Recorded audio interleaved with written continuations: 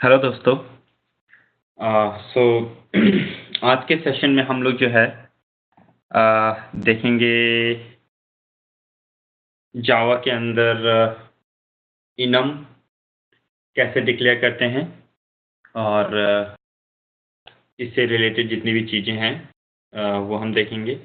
इसके साथ ही हम लोग जो है देखेंगे कि जावा के अंदर रैपर क्लासेस क्या हैं, बॉक्सिंग और अनबॉक्सिंग जो है किस तरीके से काम करता है। ठीक है? सो चलिए सबसे पहले स्टार्ट करते हैं इनम। सो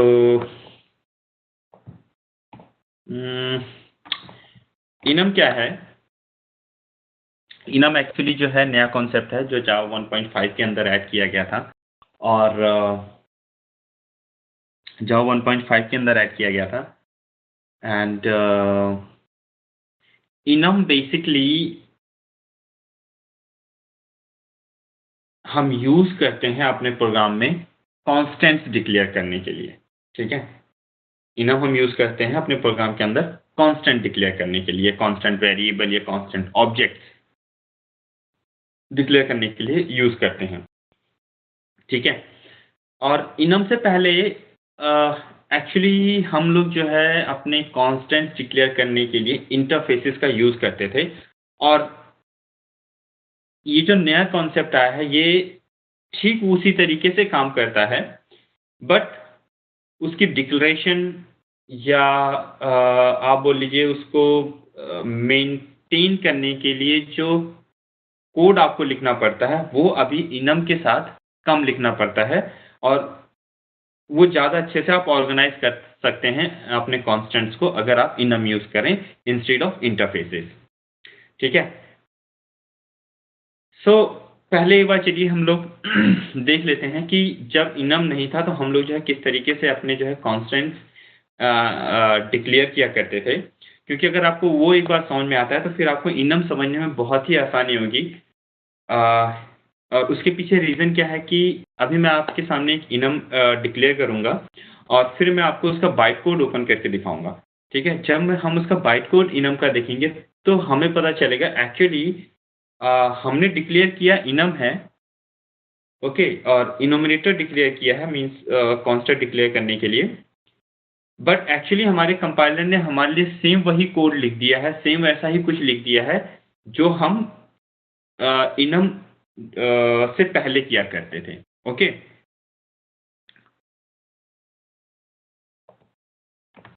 ठीक है। सो अभी मैं एक काम करता हूँ, क्लास बनाने जा रहा हूँ जिसका नाम है क्लास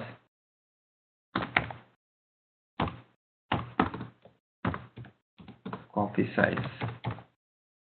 से सपोज मेरी एक क्लास है, इसके अंदर है integer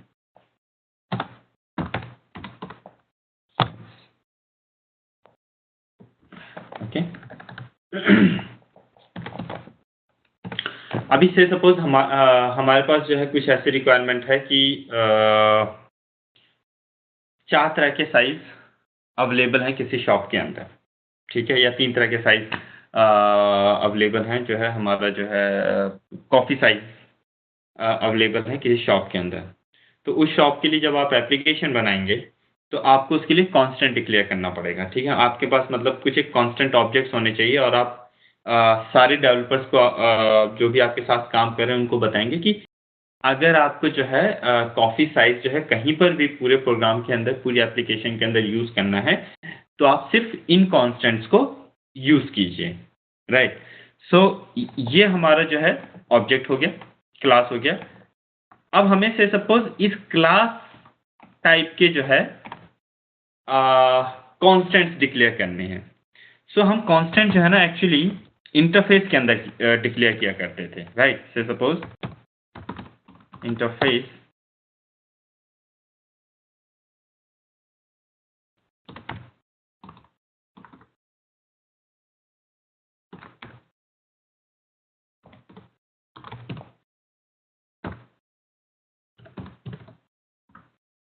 like this. Okay? Now यहाँ पे क्या होगा? So small equal to new this, और आपने इसके अंदर साइज दे दिया से सपोज 1।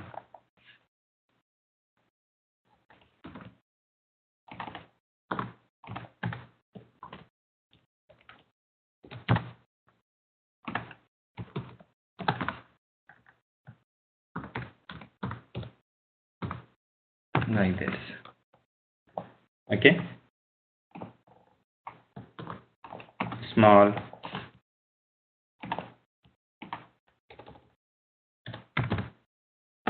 large,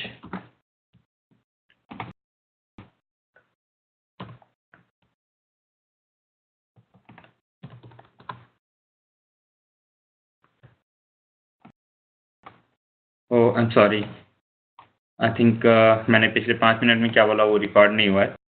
सो मैं आपको फिर से बताता हूँ कि जैसे आप जो है क्लास बनाने के लिए आप क्लास कीवर्ड का यूज़ करते हैं, ठीक उसी तरीके से इनम बनाने के लिए आपको इनम कीवर्ड का यूज़ करना पड़ता है। फिर क्लास का नाम लिखते हैं आप, उसी तरीके से आप इनम का नाम लिखिए, ओपनिंग ब्रेस दीजिए एंड इसके बाद क्लोजिंग ब्रेस दीजिए, राइट। इसके बाद उस इनम के जितने भी कॉन्स्टेंट्स हैं, जितने भी कॉन्स्टेंट्स आपको बनाने हैं, वो आप जो है उसके इमीडिएटली बाद लिखते हैं, राइट। अब इसके नीचे अगर आपको कुछ लिखना है आप लिख सकते हैं, वो और वो क्या लिख सकते हैं वो अभी जो है हम लोग देखेंगे, राइट। और ये एक अच्छी प्रैक्टिस है कि आप जो है जो लास्ट आपका कांस्टेंट है उसके बाद जो है सेमीकोलन लगा दीजिए, राइट। सो अगर आप एक्चुअली अगर आपका इनम इस तरीके से है जिसके अंदर आप जो है एक्चुअली कांस्टेंट्स के बाद ना तो कोई कंस्ट्रक्टर डिक्लेयर कर रहे हैं, ना कोई इंस्टेंस वेरिएबल डिक्लेयर करना चाहते हैं, ना कोई आप मेथड डिक्लेयर करना चाहते हैं, तो ये ठीक है। बट अगर आप जो है आपको कुछ और भी करना है, राइट, मतलब कोई वेरिएबल्स डिक्लेयर करने हैं, कंस्ट्रक्टर बनाना है, मेथड डिक्लेयर करना है, इसके अंदर मेथड्स लिखने हैं, ठीक है, तो आपको जो है सेमीकोलन लगाना पड़ता है। सो सेमीकोलन लगाना इज अ गुड आइडिया हमेशा इनम के अंदर लास्ट वेरिएबल के बाद, ओके।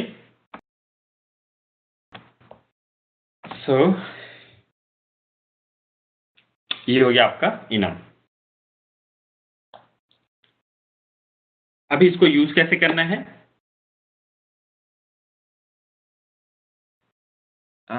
सो मेन के अंदर मैं जाता हूं और से सपोज करता हूं C1 इक्वल्स टू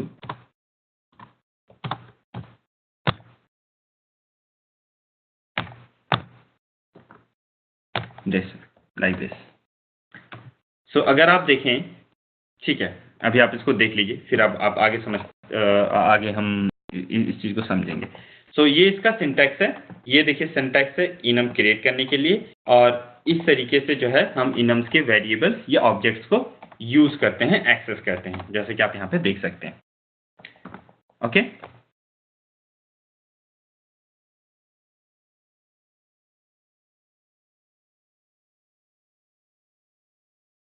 अभी हम समझते हैं, चलिए, कि ये जो हमने यहाँ पे डिक्लेयर किया है इससे क्या हुआ, ओके। सो ये जानने के लिए सबसे पहले देखते हैं कि अभी ये कोड हमारा कंपाइल हो गया होगा, तो सबसे पहले ये देखते हैं कि ये कंपाइलर ने इस कोड को कैसे ट्रीट किया है, ओके। तो ये देखने के लिए वी हैव टू गो,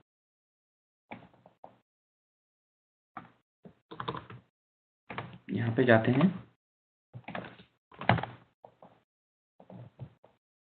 जहाँ पे हमारा जो है क्लास फाइल्स पड़ी हुई हैं, वाह, ये देखिए कॉफी साइज डॉट क्लास, यही नाम है मेरा इनम का। सो एक्चुअली मैंने डिक्लेयर किया है इनम, राइट, बट मेरा जो कंपाइलर है उसने इसको एक क्लास की तरह ही ट्रीट किया है, ठीक है। सो कहने का क्या मतलब है, देखिए ये रहा, उसने जो है उसके लिए, उस इनम के लिए एक सेपरेट क्लास फाइल क्रिएट की है, separate dot class file create की है। अब चलिए देखते हैं कि इस क्लास फाइल के अंदर है क्या।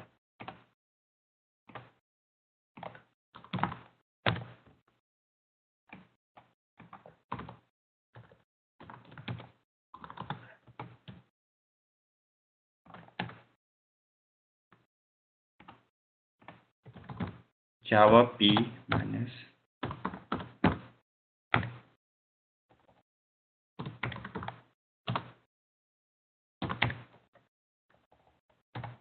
ओके। सो हम इसका बाइट कोड देखते हैं अभी। सो ये है आपका बाइट कोड जो आपके कंपाइलर ने आपके लिए वो जो आपने इनम डिक्लेयर किया है उसके लिए जनरेट किया है। तो सबसे पहले यहां से देखना स्टार्ट करते हैं। सो आप देखिए यहाँ पे एक्चुअली आपने इनम डिक्लेयर किया है बट आपके कंपाइलर ने आपके लिए एक क्लास बनाई है। देखिए CLASS क्लास, राइट। ये जो क्लास उसने बनाई है वो कैसी बनाई है? फाइनल।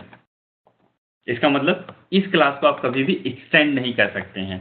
इन अदर वर्ड्स मैं आपको ये बोल सकता हूं इनम को आप कभी भी एक्सटेंड नहीं कर सकते हैं, ठीक है, क्योंकि ऑब्वियसली इनम्स जो हैं कॉन्स्टेंट्स बनाने के लिए हैं और अगर आप उसको ओवरराइड कर देंगे तो कॉन्स्टेंट्स की वैल्यूज को आप चेंज कर सकते हैं। सो ये रीजन है कि आप ये नहीं कर सकते।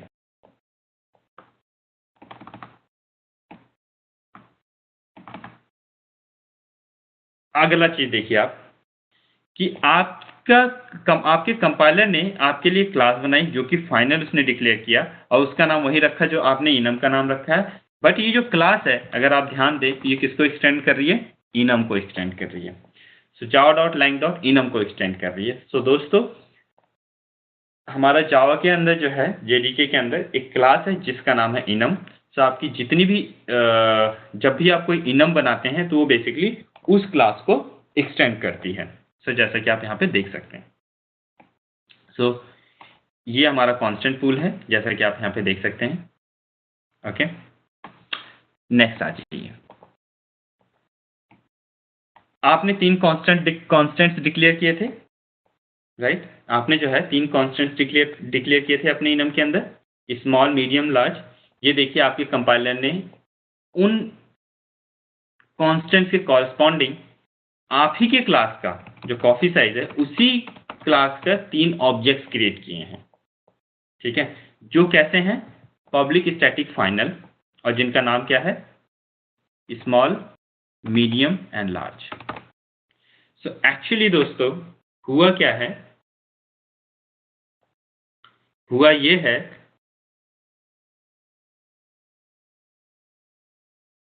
कि जो पहले काम आप जो है इंटरफेस के अंदर कर रहे थे अभी भी वही हो रहा है, बट वो काम आपके लिए आपका कंपाइलर कर रहा है, राइट। अगर आपको याद है मैंने पिछला एग्जांपल जब आपको किया था तो आपने उसके अंदर देखा था हमने इंटरफेस के अंदर कैसे कॉन्स्टेंट्स डिक्लेयर किए थे और वो जो कॉन्स्टेंट्स इंटरफेस के अंदर हमने तो नॉर्मल वेरिएबल्स डिक्लेयर किए थे बट इवेंचुअली हमने उनको इंटरफेस के अंदर डिक्लेयर ही इसलिए किया था ताकि वो ऑटोमेटिकली पब्लिक स्टैटिक फाइनल हो जाए। तो आप देखिए यहाँ पे आपके कंपाइलर ने भी आपके लिए वही किया है। फिर ये एक स्टैटिक ब्लॉक बनाया है, राइट। ये स्टैटिक ब्लॉक के अंदर जो है एक सेकेंड,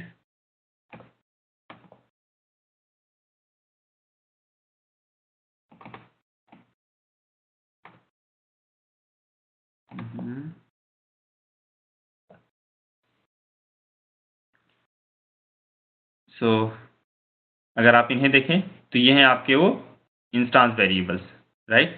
इसके बाद जो है आपके कंपाइलर ने एक स्टैटिक ब्लॉक बनाया है ये, राइट, जहाँ पे उसने जो है शायद इन वेरिएबल्स को इनिशियलाइज किया होगा जो उसने यहाँ पे ऊपर जो है डिक्लेयर किए हैं। ओके ओके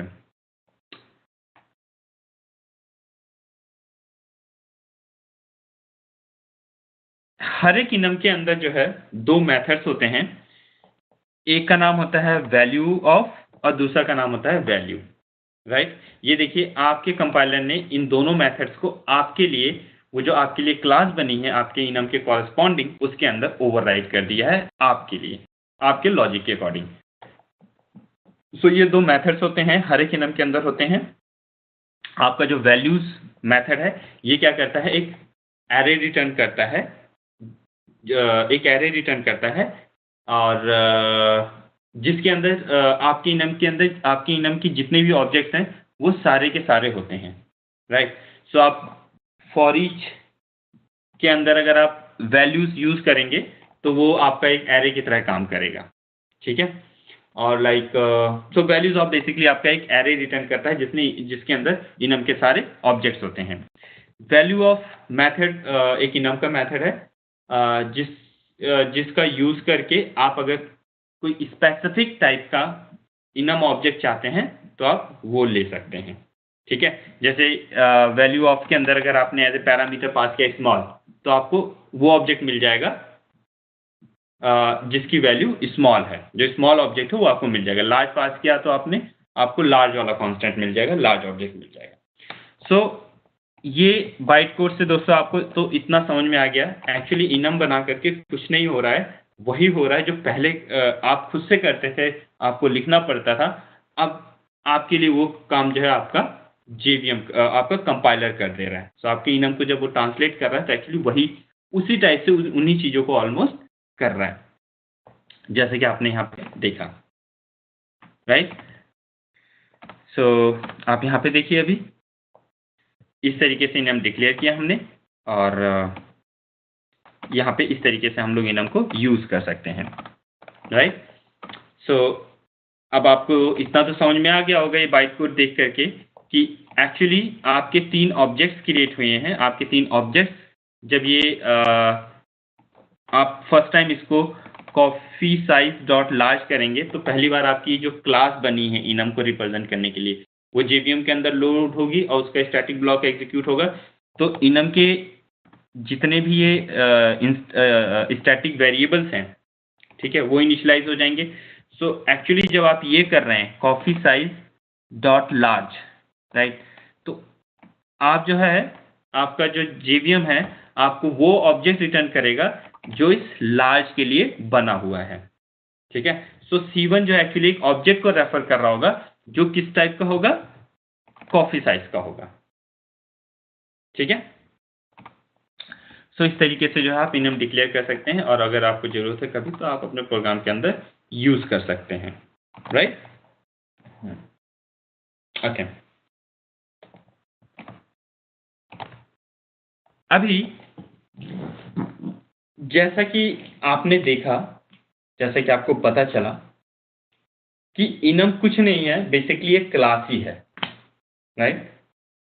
अब क्योंकि ये क्लास है बट थोड़े से डिफरेंसेस के साथ, तो आप इसके अंदर वो सारी चीजें कर सकते हैं जो आप किसी क्लास के अंदर करते हैं, राइट। लाइक अगर आप एक वेरिएबल डिक्लेयर करना चाहते हैं, आप वेरिएबल डिक्लेयर कर सकते हैं लाइक दिस। अगर आप अपने वेरिएबल डिक्लेयर किए हैं तो आपको उन्हें इनिशियलाइज भी करना पड़ेगा। तो आप क्या कर सकते हैं, कंस्ट्रक्टर बना सकते हैं, राइट। ये देखिए इस तरीके से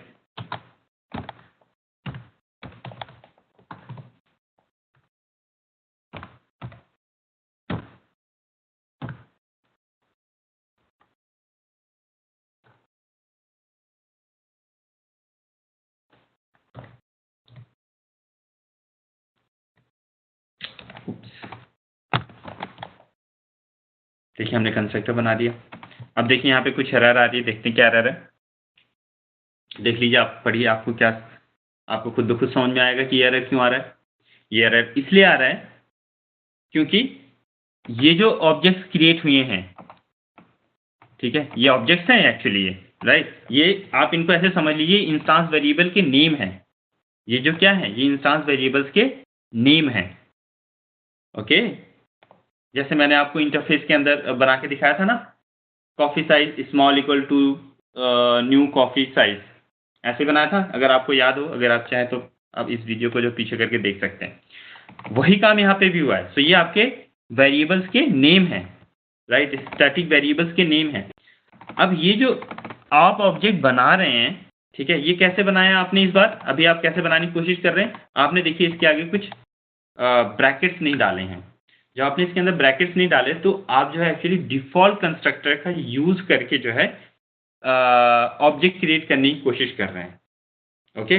डिफॉल्ट कंस्ट्रक्टर का यूज करके आप ऑब्जेक्ट क्रिएट करने की कोशिश कर रहे हैं। बट आपको पता है क्योंकि यहाँ पर आपने एक कंस्ट्रक्टर बना दिया है, राइट, सो आप इसके अंदर आपको आपका जो कंपाइलर है वो डिफ़ॉल्ट कंस्ट्रक्टर नहीं देगा। सो डिफ़ॉल्ट कंस्ट्रक्टर नहीं देगा, इस वजह से ये आपको जो है प्रॉब्लम दे रहा है कि copy size constructor is undefined. So अगर आपको इसको सही करना है तो आपको इसके अंदर आपको आर्गुमेंटेड कंस्ट्रक्टर बेसिकली यूज करना पड़ेगा। सो अब देखिए, अब मैंने बोला है कि उस कंस्ट्रक्टर का यूज करके ऑब्जेक्ट क्रिएट करो जिसके अंदर 2 पैरामीटर्स हैं। तो देखिए एरर चली गई। सो आपने इंस्टेंस वेरिएबल डिक्लेयर किए और कंस्ट्रक्टर डिक्लेयर किया। ये एक प्रॉब्लम है जो आपको मैंने बताया था कि अगर आप जो है आपके इनम के अंदर अगर आप वेरिएबल्स मेथड या जो है कंस्ट्रक्टर डिक्लेयर करना चाहते हैं, बनाना चाहते हैं, तो आपको जो लास्ट में जो है जो डिक्लेरेशन है वेरिएबल्स की, कांस्टेंट्स की जो डिक्लेरेशन, उसके एंड में आपको सेमीकोलन डालना पड़ेगा। आप इसके अंदर जो है मेथड भी बना सकते हैं, आई मीन इंस्टेंस मेथड्स भी बना सकते हैं लाइक दिस। ओके, सो अभी ये जो आपका देखिए C1 आपने कहा कॉफी डॉट लार्ज। जब आप ये कॉफी डॉट लार्ज करेंगे तो एक्चुअली आपको ये जो इनम है आपको वो वाला ऑब्जेक्ट रिटर्न करेगा जिसके अंदर इंस्टेंस वेरिएबल के x की वैल्यू 10 होगी और y की वैल्यू 2 होगी। ओके, सो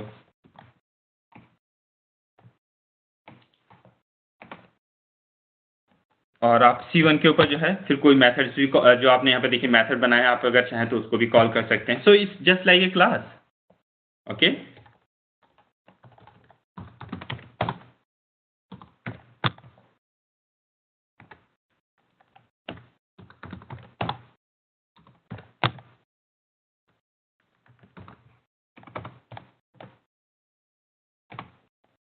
ये देखिए।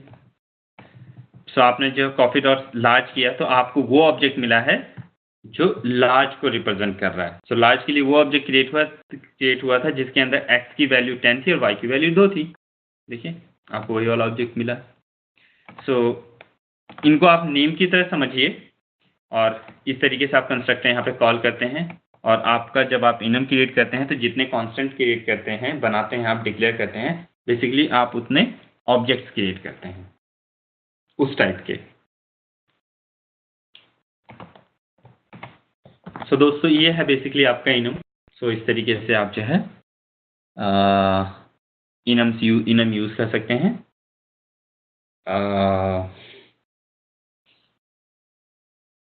अपना कांस्टेंट्स डिक्लेयर करने के लिए। ओके, अब यहाँ पे एक और छोटा सा कॉन्सेप्ट, एक्चुअली वो कॉन्सेप्ट अगर अभी आप नहीं भी देखना चाहें तो नहीं भी देख सकते हैं। बेसिकली से सपोज ये, क्योंकि आपको पता है कि 1, 2 और ये तीन आपके ऑब्जेक्ट बने हैं। अब इन तीनों में से किसी एक ऑब्जेक्ट के लिए अगर आप क्या बोलते हैं, आप जो है कॉल मेथड को ओवरराइड करना चाहते हैं। हो सकता है कि ये जो पर्टिकुलर मेथड है आप चाहते हैं कि इसकी फंक्शनैलिटी स्मॉल और मीडियम के लिए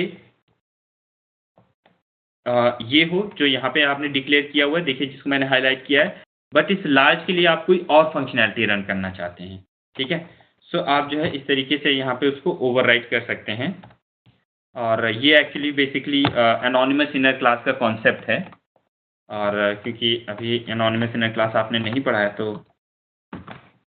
इसलिए मैं इसको यहाँ पे डिस्कस नहीं करना चाहता था, बट ये सेम चीज़ है। ये आप बेसिकली जो है एनोनिमस इनर क्लास यहाँ पे बना करके इसको ओवरराइड कर सकते हैं। किसी पर्टिकुलर ऑब्जेक्ट के लिए आप एक पर्टिकुलर मेथड को जो है एक क्या जितने उस इनम के अंदर मेथड्स है सबको आप यहाँ पे ओवरराइड कर सकते हैं एक पर्टिकुलर ऑब्जेक्ट के लिए। सो इस केस में क्या होगा, इस लार्ज ऑब्जेक्ट के लिए ये वाला मेथड कॉल होगा, लेकिन बाकी सारे ऑब्जेक्ट्स के लिए ये वाला कॉल मेथड कॉल होगा। ओके, सो यहाँ पे देखिए मैंने इसको क्या किया, एक मेथड को यहाँ पे ये किया और यहाँ पे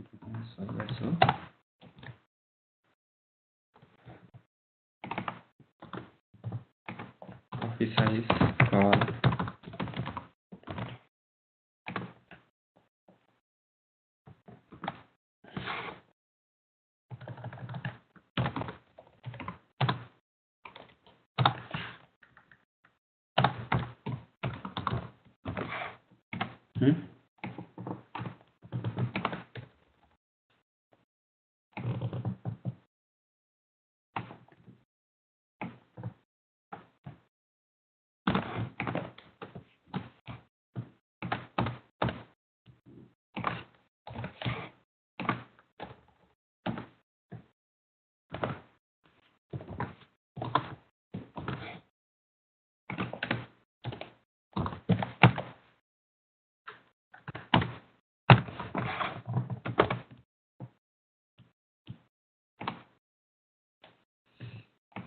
है, देखिए method for large object and copy size call method.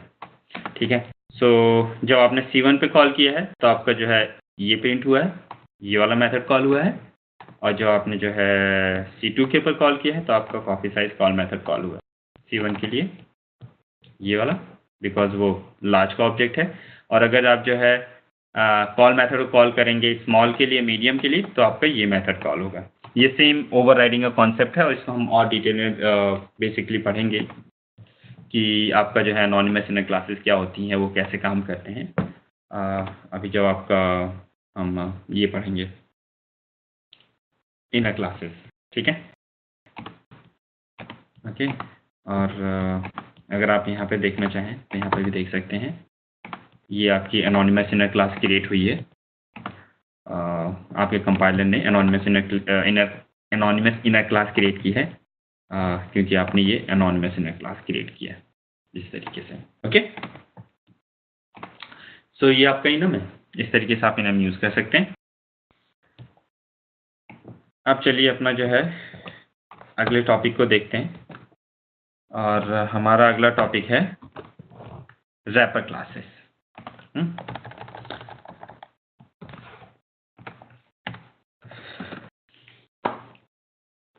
Wrapper classes क्या है?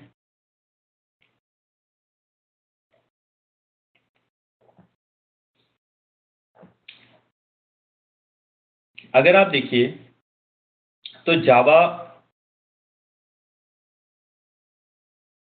के अंदर जो है सब कुछ ऑब्जेक्ट है, ठीक है। जावा के अंदर सब कुछ ऑब्जेक्ट है। आप कुछ भी कीजिए, आपको एक क्लास के अंदर करना पड़ता है, राइट। सो जावा बहुत क्लोज है ऑब्जेक्ट ओरिएंटेड प्रोग्रामिंग लैंग्वेज के, ओके, या pure object oriented programming language के। लेकिन जैसे ही अपना जो है प्रिमिटिव टाइप्स की बात आती है, वो वहां पे फेल हो जाता है, क्योंकि फिर कितने भी हम क्लास बनाएं, कितना भी हम ऑब्जेक्ट्स बनाएं, लेकिन क्लास के अंदर हम प्रिमिटिव से लिख देते हैं, primitive like float, character, Boolean, right.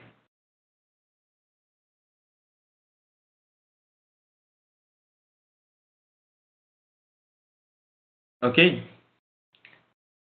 अब अगर किसी को प्रिमिटिव नहीं यूज करना है, राइट, प्रिमिटिव नहीं यूज करना है, उसके बहुत सारे रीजन हो सकते हैं, राइट, उसके बहुत सारे रीजन हो सकते हैं। लाइक एक रीजन उसमें से ये है कि से सपोज जो है आप जो है अपना कलेक्शन फ्रेमवर्क यूज कर रहे हैं। अब आपको पता होगा कि कलेक्शन फ्रेमवर्क जो है ऑब्जेक्ट्स के लिए है, ये प्रिमिटिव से पे काम नहीं करता है।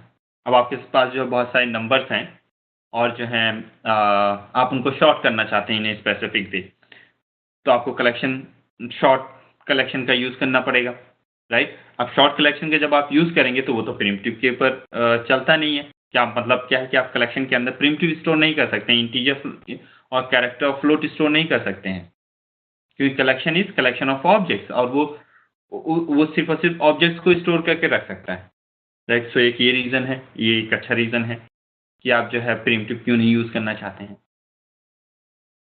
उस केस में अगर आप उन इंटीजर वैल्यूज को या उन फ्लोट वैल्यूज को जो है किसी कलेक्शन के अंदर यूज करना चाहते हैं, तो आपको क्या करना पड़ेगा, आपको एक क्लास बनानी पड़ेगी, से सपोज माई इंट, यहाँ पे आपको कुछ ऐसे करना पड़ेगा,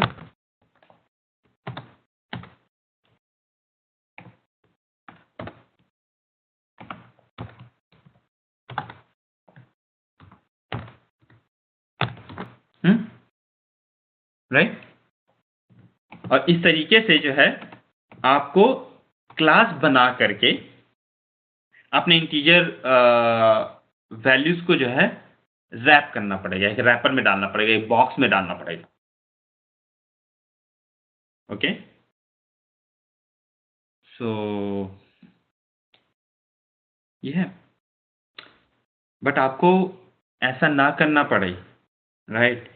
क्योंकि जब जेडीके बना रहे थे तो उन्हें पता था कि ऐसे बहुत सारे सिनेरियोज होंगे जहां पर आप प्रिमिटिव्स को यूज नहीं कर पाएंगे, ठीक है, आपको ऑब्जेक्ट ही यूज करना पड़ेगा। सो हमारे डेवलपर्स को प्रिमिटिव टाइप्स को रैप करने के लिए खुद से क्लास ना बनानी पड़े,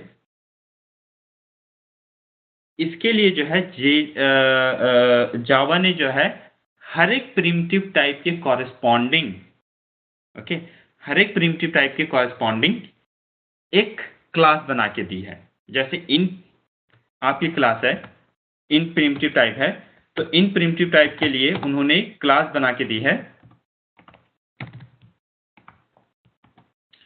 जिसका नाम है इंटीजर। ओके, हमारे पास फिर फ्लोट है, फ्लोट के कॉरेस्पॉन्डिंग जो क्लास है फ्लोट है।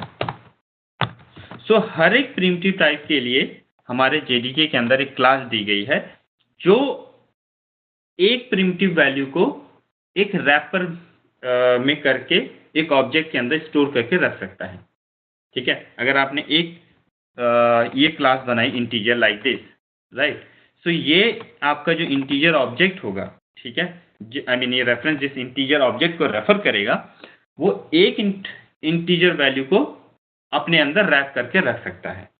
सो इट्स सेम जैसे मैंने भी आपको ऊपर क्लास बनाई थी, ठीक है, ये भी क्लासेस उसी तरीके से डिक्लेयर की गई हैं, बट इसके अंदर बहुत सारे यूटिलिटी मेथड्स हैं, अब बताता हूं मैं भी आपको। ओके, सो ये ध्यान में रखिएगा। अब आपको पता है कि जावा की कन्वेंशन क्लासेस के लिए क्या है कि फर्स्ट लेटर कैपिटल होना चाहिए। सो जितने भी आपकी क्लासेस हैं जो रिस्पेक्टिव प्रिमिटिव टाइप को रिप्रेजेंट करती हैं उनके लेटर्स हमेशा कैपिटल लेटर में है, उनका मतलब फर्स्ट लेटर जो है कैपिटल लेटर में है, राइट। और हर एक प्रिमिटिव को रिप्रेजेंट करने के लिए एक क्लास बनाई गई है, राइट। और इन क्लासेस को कहा जाता है रैपर क्लासेस। जैसा कि आपको नाम से ही पता चलेगा इनको रैपर क्लासेस क्यों कहते हैं, क्योंकि ये एक पर्टिकुलर वैल्यू को अपने अंदर रैप करके रख सकती है, एक पर्टिकुलर वैल्यू को अपने अंदर रैप करके रख सकती है। नाउ से सपोज इंटीजर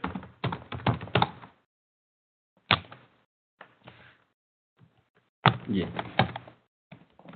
अभी हमारा इंटीजर देखिए मैंने यहाँ पे रैपर क्लास का ऑब्जेक्ट बनाया, ओके, यहाँ पे जो है क्या किया हमने रैपर क्लास का ऑब्जेक्ट बनाया और उसके अंदर उस रैपर क्लास का जो ऑब्जेक्ट है, राइट, वो जो ऑब्जेक्ट है उसके अंदर मैंने 30 स्टोर करके रख दिया।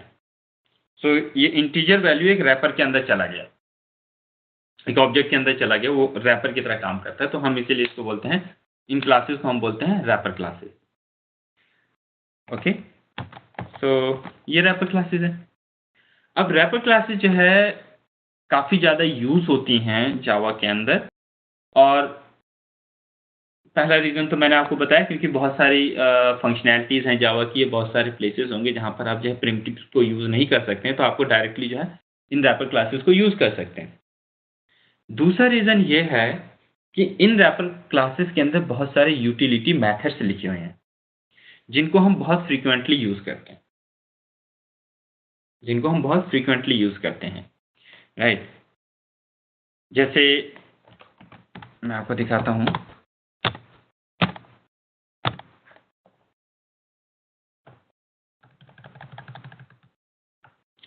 ये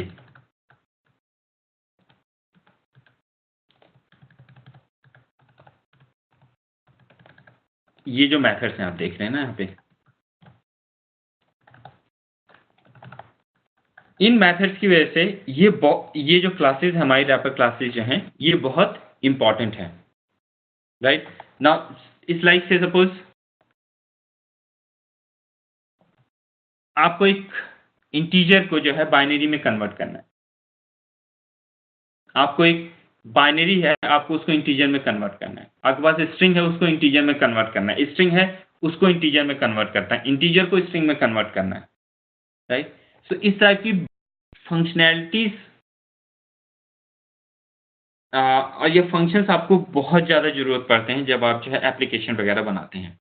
तो अगर कभी भी आपको इस टाइप की मेथड की ज़रूरत पड़े तो आपको खुद से वो मेथड लिखने की ज़रूरत नहीं है। आप इंटीजर में अगर उन चीज़ों को आपको कन्वर्ट करना है, जैसे स्ट्रिंग को इंटीजर में करना है या इंटीजर को स्ट्रिंग में करना है, या हेक्साडेसिमल को इंटीजर में करना है या इंटीजर को हेक्साडेसिमल में करना है, बाइनरी में करना है इंटीजर को, तो आप कौन सी क्लास के अंदर जाके सर्च कीजिए, इंटीजर क्लास के अंदर आपको कोई ना कोई ज़रूर मेथड मिल जाएगा जो आपका वो काम आसान कर देगा। सो इन यूटिलिटी मेथड्स की वजह से आपकी रैपर क्लासेस बहुत यूजफुल हैं। ओके, सो ये आपकी रैपर क्लासेस हैं।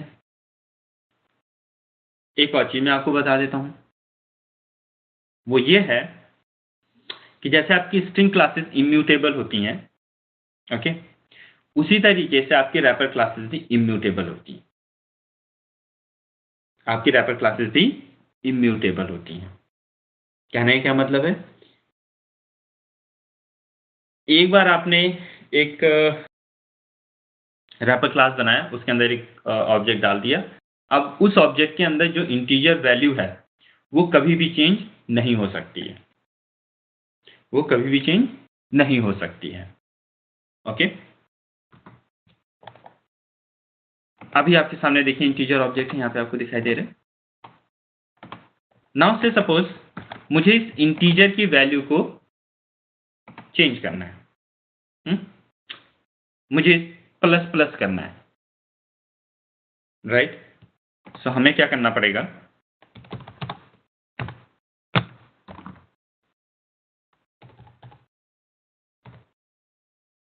इंट वैल्यू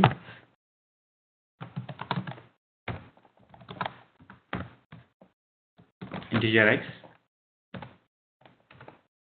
इसके बाद आपको क्या करना पड़ेगा, एक्स प्लस प्लस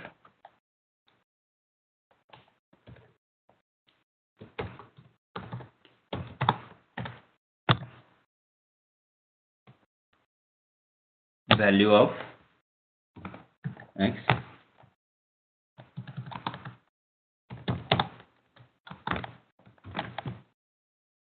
ये आपको ये करना पड़ेगा, ठीक है। ये इंटीजर क्लास के अंदर एक मेथड है वैल्यू ऑफ, जो बेसिकली एक इंटीजर ऑब्जेक्ट रिटर्न करता है। सो ये मैं यहाँ पे ये लिख दूं और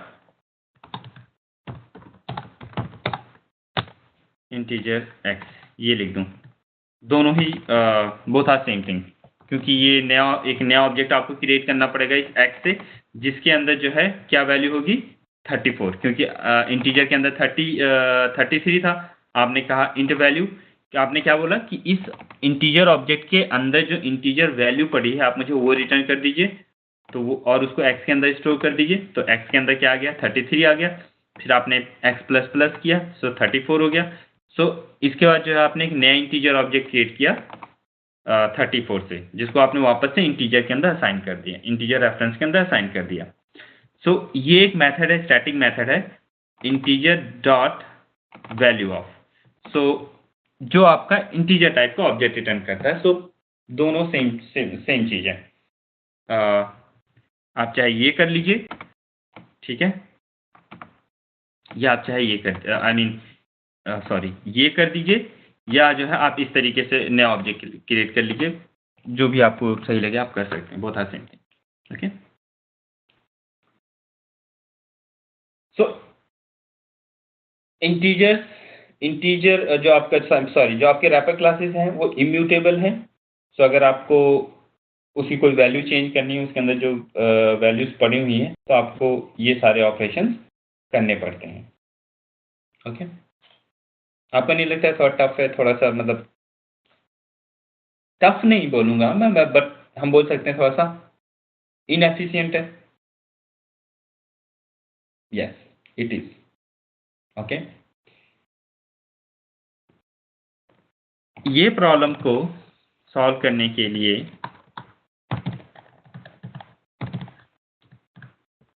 जावा 1.5 के अंदर एक नया कंसेप्ट आया जिसे हम कहते हैं auto boxing and unboxing. Auto boxing and unboxing, वो कॉन्सेप्ट की वजह से आप ये कर सकते हैं। ओके, बताओ क्या हुआ?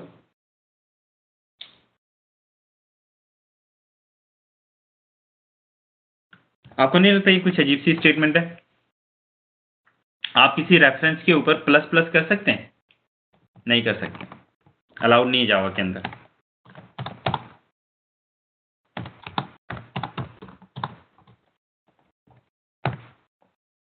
करके देखो आप।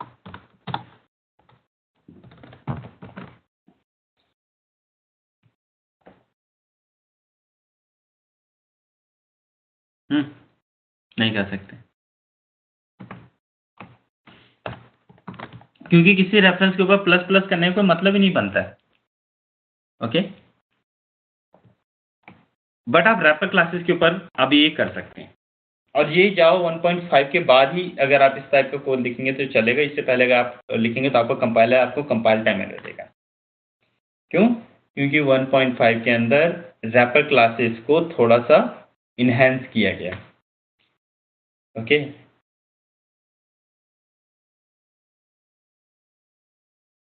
जावा के जो डेवलपर्स थे जिन्होंने जावा लिखी है, वो चाहते हैं कि हमारी जो रैपर क्लासेस हैं वो प्रिमिटिव टाइप्स की तरह काम करें। ठीक है, और वो इतना उनको प्रिमिटिव टाइप के क्लोज लाया जाए कि एक टाइम ऐसा आएगा कि ताकि जब जो है हर कोई ऑब्जेक्ट्स को ही यूज करेगा, प्रिमिटिव को कोई यूज ही नहीं करेगा। मतलब अगर आपको इंटीजर यूज करना है तो आप आईएनटी प्रिमिटिव नहीं यूज करेंगे, इंटीजर यूज करेंगे। फ्लोट नहीं यूज करेंगे, फ्लोट रैपर क्लास यूज करेंगे। कैर नहीं यूज करेंगे, कैरेक्टर रैपर क्लास यूज करेंगे। वो इसको इतना इनहेंस कर देना चाहते हैं ताकि जो है हम हर जगह जो है रैपर क्लासेस यूज करें। बट क्योंकि ये रैपर क्लास के अंदर ये जो लिमिटेशन मैंने आपको दिखाई है, देखिए यहाँ पे कोड लिख करके हाईलाइट मैंने किया है, इसकी वजह से थोड़ा मुश्किल था। उसको सॉल्व करने के लिए उन्होंने जो कॉन्सेप्ट लगाया auto wrap and auto boxing और अनबॉक्सिंग का, उसकी वजह से ये चीज पॉसिबल है। अब आप रैपर क्लासेस के साथ इस टाइप के ऑपरेशंस कर सकते हैं। ओके,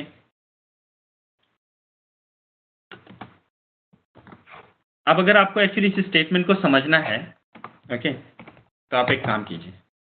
चलिए हम एक काम करते हैं।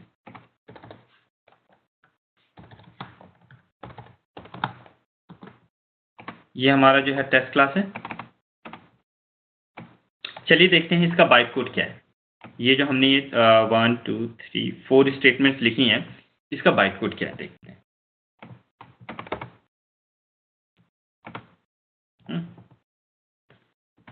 हमें बाइट कोड देखना है किसका?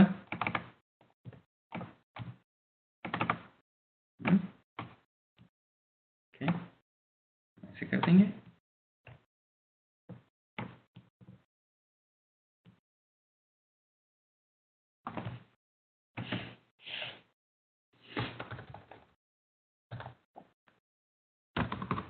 टेस्ट क्लास का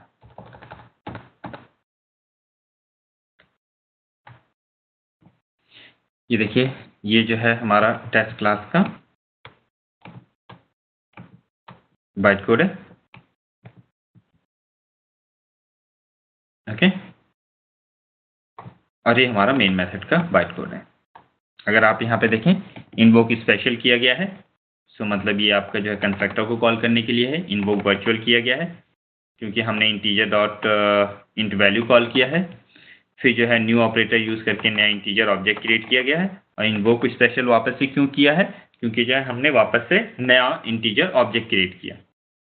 ओके, सो आप देख लीजिए, इंटीजर ऑब्जेक्ट क्रिएट किया गया, फिर इंट वैल्यू कॉल किया गया। इंट वैल्यू कॉल करके जो है हमने वो जो हमारा ऑब्जेक्ट था जिसने वैल्यू को स्टोर करके रैप करके रखा हुआ था, हमने उसके अंदर से वैल्यू निकाली, उसको एक्स के अंदर डाला हमने, फिर उसको एक्स प्लस प्लस किया और फिर से हमने उसको वापस से रैप कर दिया। ओके, इसके लिए आपके कंपाइलर ने ये बाइट कोड जनरेट किया इस सोर्स कोड के लिए। ओके, इस सोर्स कोड के लिए। अभी हम क्या करते हैं, हम इसको कर देते हैं कमेंट आउट,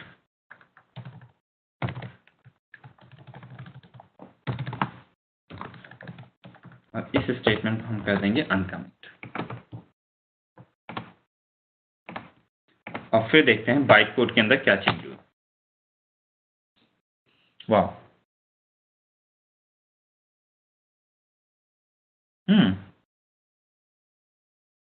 इंटरेस्टिंग।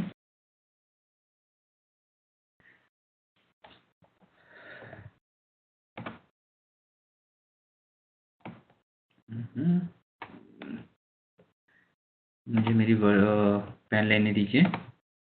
ओके, देखिए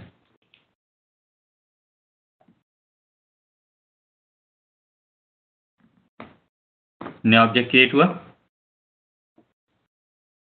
इन्वोक वर्चुअल, ये इंटीजर डॉट इंट वैल्यू, यार ये तो मैंने कॉल किया नहीं है, बट फिर भी कॉल हुआ, पहले भी हुआ था अभी भी हुआ। फिर ये देखिए इन्वोक स्टैटिक मेथड को कॉल किया गया है नया ऑब्जेक्ट क्रिएट करने के लिए। तो मैंने आपको यहाँ पे देखिए बताया था ना, आप नया ऑब्जेक्ट इस तरीके से भी क्रिएट कर सकते हैं और इस तरीके से भी क्रिएट कर सकते हैं, राइट। अगर आप देखें, मैंने तो सिर्फ ये एक स्टेटमेंट लिखी है, बट कंपाइलर ने मेरे लिए ये सब कुछ लिख दिया, ये, राइट। सो एक्चुअली दोस्तों हुआ क्या, जब आपने इंटीजर प्लस प्लस किया है ना, आपने जब ये इंटीजर प्लस प्लस किया, आपके कंपाइलर ने आपके लिए वही कोड जनरेट किया जो आप पहले लिख रहे थे, ये वाला। मीन्स उसने जो है खुद से पहले इंटीजर डॉट इंट वैल्यू को कॉल किया, इंटीजर की वैल्यू को निकाला, उसको प्लस प्लस किया, और फिर एक नया ऑब्जेक्ट क्रिएट किया इंटीजर डॉट वैल्यू ऑफ से। हो वही रहा है जो पहले होता था, लेकिन अब आप नहीं लिखते हैं, आपको सोर्स कोड में लिखने की जरूरत नहीं है, आपके लिए आपका कंपाइलर लिख दे रहा है। और इस चीज को कहा जाता है auto unboxing. Okay, auto unboxing. क्यों? क्योंकि आपको लग रहा है, बट अब नहीं लगेगा ऑल दो, बट आपको ऐसा, अगर आप इसको हाई लेवल पे देखें तो आपको ऐसा लग रहा है कि आपने इस इंटीजर वैल्यू को प्लस प्लस कर दिया, I mean in integer reference को प्लस प्लस कर दिया, है ना। आपने इस इंटीजर रेफरेंस को प्लस प्लस कर दिया, बट एक्चुअली आप नहीं कर रहे हैं, ठीक है। जेवीएम आपके लिए अभी भी ऑब्जेक्ट में से 33 निकालेगा, ओके, उसको जो है प्लस करेगा और एक नया ऑब्जेक्ट बना करके उसको इसके अंदर ऐड कर देगा। सो इसको दोस्तों, ये जो कॉन्सेप्ट अभी आपने देखा, इसको कहा जाता है ऑटो अनबॉक्सिंग, क्योंकि आपका जो ऑब्जेक्ट है वो अनबॉक्स हो गया ऑटोमेटिकली, तो इसे कहा गया ऑटो अनबॉक्सिंग, ठीक है। ऑब्जेक्ट निकल गया ना, अनबॉक्स हो गया, ओपन हो गया ऑब्जेक्ट, आपका ऑटोमेटिकली हुआ, तो ऑटो अनबॉक्सिंग। अब देखिए ऑटो बॉक्सिंग क्या है।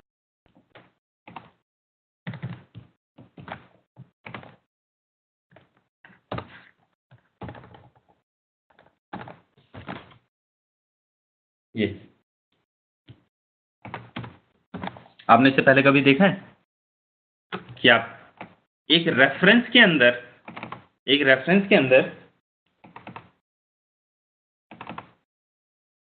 आप वेरिएबल असाइन कर दें, इंटीजर वेरिएबल असाइन कर दें।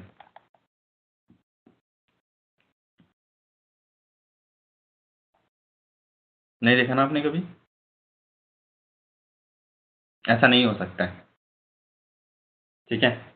याद रखिए, रेफरेंस के अंदर, किसी भी क्लास के रेफरेंस के अंदर, ओके, किसी भी क्लास के रेफरेंस के अंदर आप कोई भी वेरिएबल असाइन नहीं कर सकते हैं, कोई भी वैल्यू असाइन नहीं कर सकते हैं except reference variable, reference itself, okay. किसी भी रेफरेंस वेरिएबल के अंदर आप इस तरीके 33, 34 कोई वेरिएबल असाइन नहीं कर सकते। फिर आप बोलेंगे यहाँ पे तो हो रहा है, यहाँ पे तो हो रहा है, यहाँ तो दिखाई दे रहा हो रहा है, एक्चुअली नहीं हो रहा है। ओके, यहाँ पे क्या हो रहा है, यहाँ पे जो हो रहा है उसको बोलते हैं ऑटो बॉक्सिंग। ठीक है, आपके लिए आपका जेवीएम क्या करेगा, यहाँ पर एक इंटीजर टाइप का, इंटीजर रैपर टाइप का ऑब्जेक्ट क्रिएट करेगा और उस ऑब्जेक्ट का रेफरेंस आपके लिए यहाँ पे स्टोर करेगा, इस इंटीजर रेफरेंस के अंदर स्टोर करेगा। सो आपको ऐसा लग रहा है कि यहाँ पे आपने इंटीजर वैल्यू जो है रेफरेंस के अंदर साइन कर दिया है, बट एक्चुअली आपके लिए आपका जेवीएम ऑब्जेक्ट ही क्रिएट करेगा। ठीक है, अगर आप चाहें तो आप देख सकते हैं, फिर से देखते हैं इसका बाइट कोड। ये देखिए, इन्वोक स्टैटिक कॉल हुआ है। ये इन्वोक स्टैटिक क्यों कॉल हुआ, क्योंकि आपका कंस्ट्रक्टर कॉल, ये स्टैटिक मेथड कॉल हो रहा है, क्योंकि आपका स्टैटिक मेथड कॉल हो रहा है इंटीजर डॉट वैल्यू ऑफ, और आपको पता है इंटीजर डॉट वैल्यू ऑफ किस लिए कॉल होता है, इंटीजर ऑब्जेक्ट क्रिएट करने के लिए, है ना, इंटीजर ऑब्जेक्ट क्रिएट करने के लिए।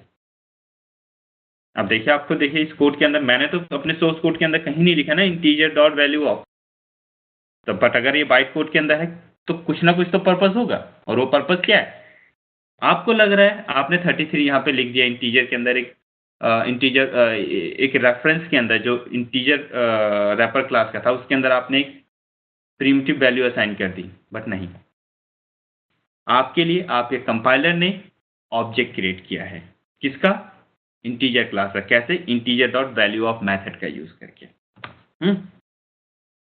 सो और इस कॉन्सेप्ट को कहा जाता है ऑटो बॉक्सिंग। ऑटो मतलब अपने आप, जो प्रिमिटिव टाइप था उसके लिए ऑब्जेक्ट क्रिएट करके उसको बक्से में बंद कर दिया गया है, सो ऑटो बॉक्सिंग हो गई है। ओके, सो ये आपका wrapper classes and auto unboxing. So that's it I think.